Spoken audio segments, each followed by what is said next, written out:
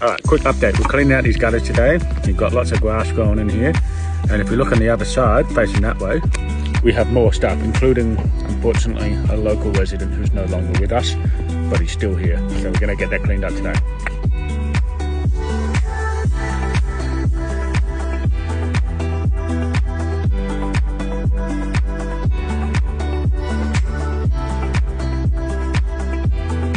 Alright, so now that that's all done, and it's all nice and clean and operating as it should, we've still got more to do.